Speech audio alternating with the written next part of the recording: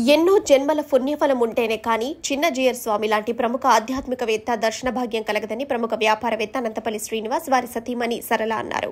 కాకినాడ జిల్లా ప్రతిపాడులో నిర్మాణంలో ఉన్న ఆంధ్ర భద్రాద్రి క్షేత్రానికి ఈ నెల 12న ఆంధ్ర భద్రాద్రి క్షేత్రానికి వేదగురువు చిన్న జీయర్ స్వామి వస్తుండటంతో శ్రీరామ సేవక్ సభ్యులు భారీ ఏర్పాట్లు చేస్తున్నారు. మహిళా భక్తులు అత్యంత నియమనిష్టలతో శ్రీరామ పాదుకుల పూజ నిమిత్తం పూజా ద్రవ్యాల సామాగ్రి ప్యాకింగ్ చేస్తున్నారు.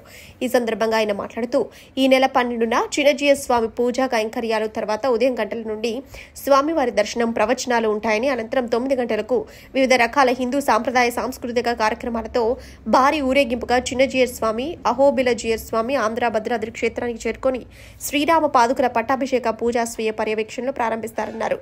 ఈ కార్యక్రమంలో శ్రీరామ సేవక్ సభ్యులు చాట్ల పుష్పారెడ్డి, గోగుల వెంకటేశ్వరరావు, రెడ్నం రాజా తదితరులు పాల్గొన్నారు.